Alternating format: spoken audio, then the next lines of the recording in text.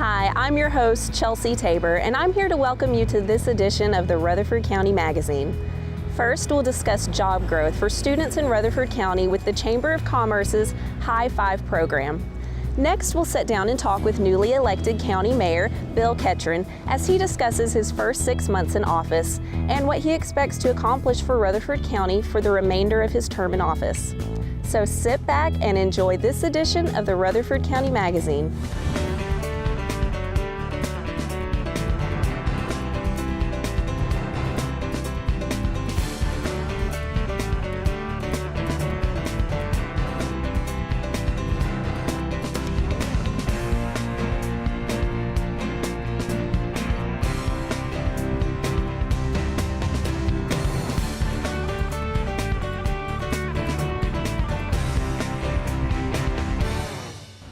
Recently, we got the opportunity to talk with Beth Duffield of the Rutherford County Chamber of Commerce to talk about the Chamber's High Five program that connects high school students with the industries within the county that have the highest potential for job growth and demand.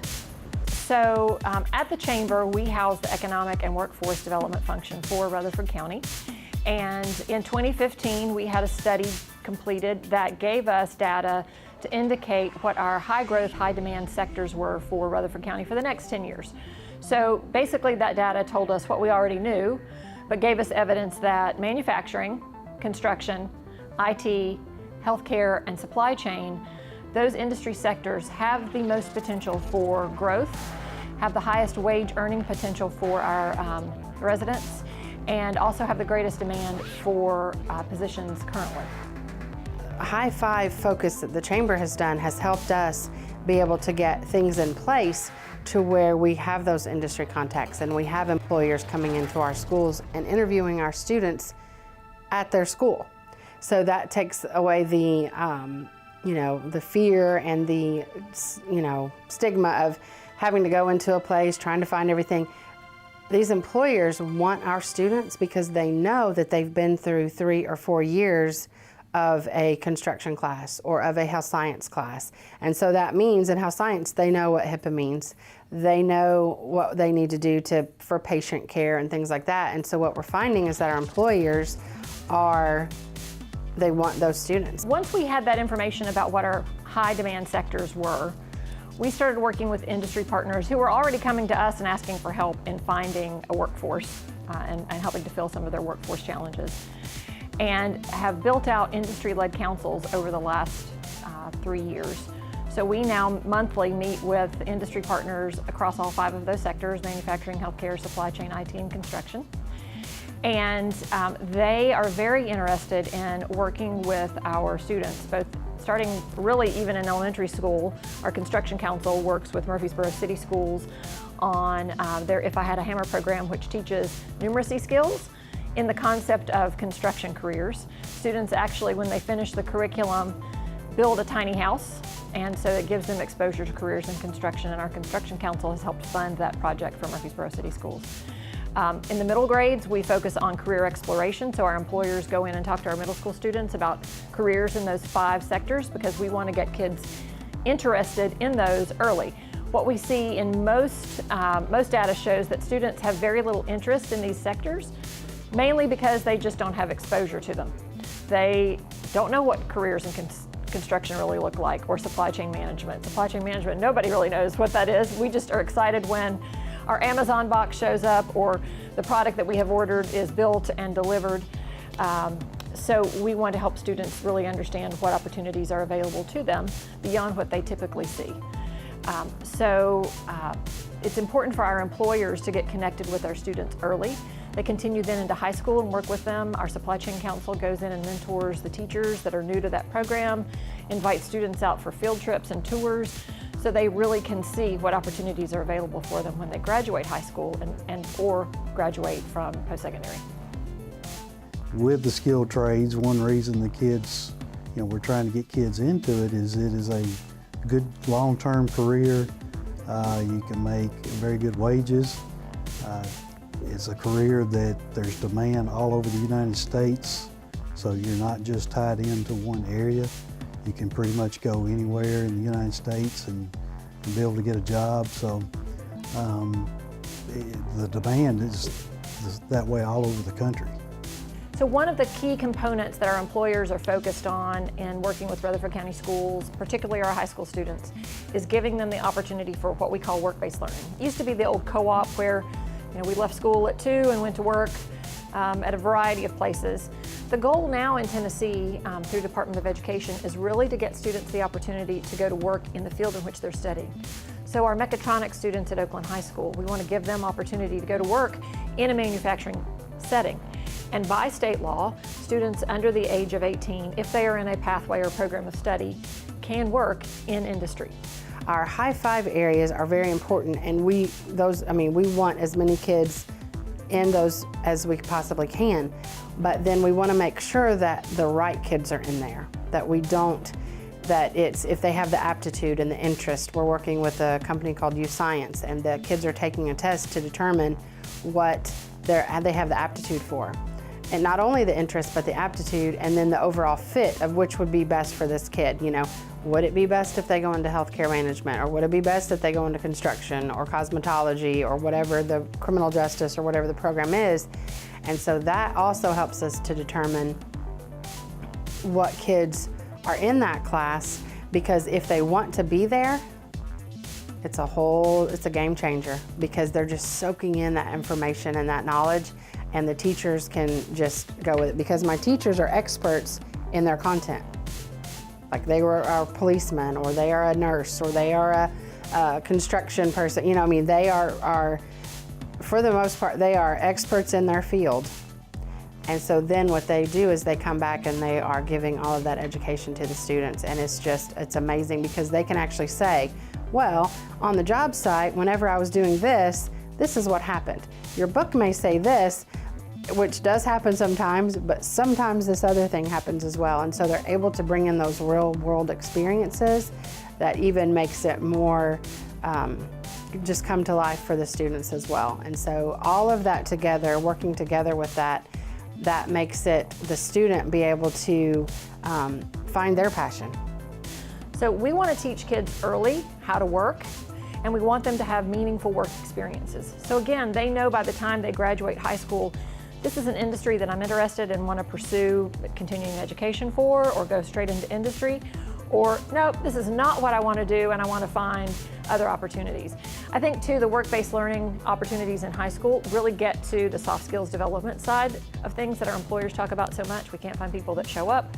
We can't find people that want to work hard. Part of that is we have to teach kids to work. And this is an opportunity to teach them in high school how to work before they get to that crucial opportunity out of high school or out of college, where it's not a matter of I've got the safety net of home, but I'm now responsible for paying my own bills. So we want to give them that learning opportunity early. This will be the 3rd year that we've taken the interns, and they are awesome. They're allowed to work, they are in patients, of course they answer the phones. And if they're in the nursing program, then they do vitals and everything that a nurse does. So we've been real pleased with those programs. We are finding some very, very good young kids that will do very well in the skilled trades. And we get them out into the field, let them get the hands-on training so that they can get a good idea, is this something I would really like to do? And if it is, we will get them training. And there's a lot of good kids out there that just need to see what it's like, and once they do see it, they think, this is something I'd really like to do. But this last group, I'd say 5 to 10 years, the students have been awesome, especially the ones that come through the health science class. They're professional, they're knowledgeable, they have great skills, and we're glad to have them now. So work-based learning, the opportunity for students to leave high school, 6th or 7th period, and actually go to work in industry, does count for 1 high school credit. The students, to be able to participate in this program, also have to be enrolled in a 1 credit class in high school, so they're developing a portfolio of what they're learning while they're working. So it's not just about going out and getting a job, it's about applying what you're learning on the job in the classroom setting to help you be successful for life after high school. About 5 years ago, the State Department redid all of their curriculum for career and technical education. And what it did was it pushed the rigor and it pushed the level of, well, rigor is the word for those classes, to where it used to kind of be, there was a negative connotation, and there still is a little bit of the old vocational, that shop, that's for kids that can't do anything. That's not the case. That's not the case anymore. If you can read an automotive manual or an advanced manufacturing manual, and then actually do it, those are hard to read. And so our students, their reading levels have increased because they're having to do those things. I think work-based learning is something that is really starting to take off in our high schools. I'm not sure how many parents and students really know that that opportunity is available to them. And you don't have to be a student in a career and technical education pathway to participate in work-based learning. But you do have to take that 1-credit class, be enrolled in that to participate. And I just think that the more parents know that these opportunities are available to our students, the better our opportunities for our students will be, and the better our community will be in providing a meaningful workforce or prepared workforce for our growing economy here in Rutherford County. And so the Chamber has really been a catalyst in helping us connect that bridge, because before, my teachers could have the best possible, oh, we want to do this, we have this, but then the industry side, well, who do I talk to? And so now we have bridged that gap as far as that is concerned, and it has helped all of our programs, because what we have focused on the High Five, we are also implementing with our others and finding out how we can make them have post-secondary opportunities and have industry come in alongside with them as well. And so it really has made us as a district, I think, stronger because of the focus that we had on the High Five, and then being able to share that out and do those things with our other areas as well. It doesn't matter if it's in the skilled trades, if it's in healthcare, manufacturing, whichever direction they want to go, we want to make sure all kids have a path and a direction for when they get out of high school. That was a great topic on the Chamber's High Five program. Let's move on to our next topic, where we talk with Rutherford County's newest mayor, Bill Ketron. Before he became mayor of Rutherford County, Bill Ketron was a Tennessee state senator from 2003 to 2018 in District 13. We asked him what motivated him to make the move from Tennessee state senator to being the mayor of Rutherford County. A lot of people have asked that question since they thought it was a step down, but really, in my opinion, it's a step up. Number one, I don't have to drive to Nashville anymore, so that's really been a nice transition of not having to drive to the Capitol. Sometimes that trip was taking 2 hours, and I can be from my house to the courthouse in about 8 minutes compared to driving through that traffic. And I think everyone in Rutherford County will realize if you have to drive to Nashville, people don't like doing that anymore. The pace I was used to, 16 years in the Senate, I was used to the pace. The pace is actually just a little bit slower than what it was in the Senate. Of course, the Senate's all compacted into 4 months, and you got to do all your business. And so like every 15 minutes, you would have to transition from switch hats from education. The next person comes in, talk to you 15 minutes later, you're talking corrections, and then you're talking transportation. Very similar here, but the pace is a little bit slower. However, I was not used to being the chief purchasing agent in my position in the Senate. And here, after I left the county commission back in 1998, the commission, in whatever wisdom they had at the time, they wanted the county mayor to sign off on every PO. I'm still trying to figure that out as to why. It has been good for me because I actually see what we're purchasing at this point in time. But I think there could be a better way with technology and everything else for the department heads to take on some of that responsibility, and as long as there's trust there, that their department should be assigned to signing off on whatever their department's purchasing, as long as it's within their budget. Of course, everyone knows we're one of the fastest growing communities in not just the state, but in the whole country, which brings on a lot of moving parts, be it transportation, be it education, be it solid waste. Solid waste was one of the first things that I tackled in dealing with the problems that we have at the landfill out at Middle Point. We've been kicking that can down the road for over 25 years now, and we know that the space is getting shorter on time we have to dump out there. And so we've got to figure out how we're going to handle our solid waste stream for Rutherford County in the future. And so I'm arranging a trip at the end of next month with, by the invitation of Republic. They want all the county leaders. So I've got all the cities. We just got the confirmation on that today. So we've got all the either mayors or city managers, and probably 6 of us from here in Rutherford County will be going out to look at their composting facility in San Jose, California. And then outside of Las Vegas, they have the largest and newest recycling facility in the country, and we'll be visiting that the following day and then back here to give a report. I think after the first trip that we made to Sevierville, back right after I became mayor, we took the county commission and other city leaders to look at that composting facility. I think that's going to be the cheapest way to handle our flow of waste stream. In Las Vegas, when we get there, they also have a pig farm located right next to the recycling facility, and it's kind of ingenious. I'm really excited about it, except for the smell. They tell us that if we decide to go, we need to bring some extra clothes because you won't be able to get the smell out once you visit that place. But they take all the food waste from all the casinos, the hotels, and the restaurants from all over Las Vegas, and they funnel all the food waste, which makes up about 42% of all the waste stream going into their landfill, and they feed it to the pigs.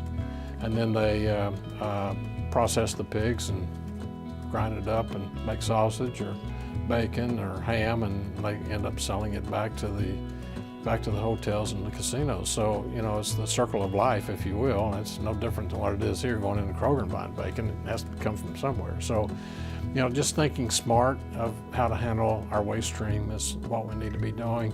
If we can take all of our glass products and grind that up and put it and sell it to our concrete manufacturers around here, like Smyrna Ready Mix or Nashville Ready Mix. That's what they do in some other states. Because basically glass is just sand, and it can be a filler for concrete sidewalks and make them sparkle while you're on top of that. Transportation is another big issue that we need to be focusing on. How quickly is autonomous vehicles going to be here? I think it's going to be quicker than we can actually imagine. General Motors, Nissan, all the big car companies are really focusing on that. I think General Motors told me that they're putting a stake in the ground. They want to be the first. Of course, Volkswagen wants to be the first. Nissan just got rid of their battery plant. We just signed off on that last week. They've sold it. But the autonomous vehicles, there's a plan that we're working with one of the Nashville city councilmen who's looking at a plan to put autonomous buses instead of having to go light rail or bus on shoulders. It's an autonomous bus that would drive itself by satellite and actually be in the HOV lane. So there's possibilities there. If there's going to be another 1 million people here by 2035 in the mid-state area, and we're going to double our size and population from 300 to 600,000, I think we're already probably at 400,000 here in Rutherford, and another 200,000 just coming in. What a strain on our infrastructure, on our streets, on our roads, on our schools. That's almost 100 people a day, almost a school a year that we're having to build. So we've got to figure out how can we maximize the dollars.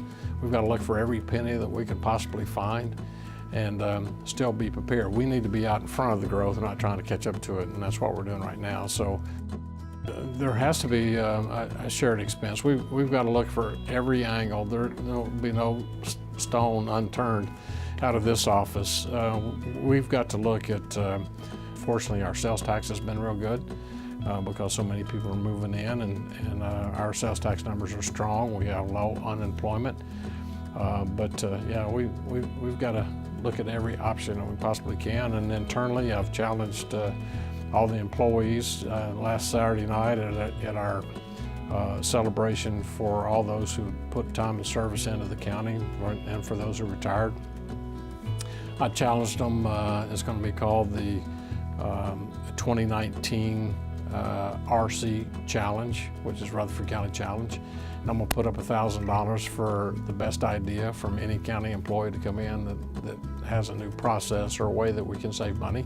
$500 for second place and $250 for third place. Our employee force has got to focus on how we can maximize our dollars. Can we do it smarter? Can we do it better than what we've been doing it in the past? And by creating that synergy, I think we can be the best county in the state.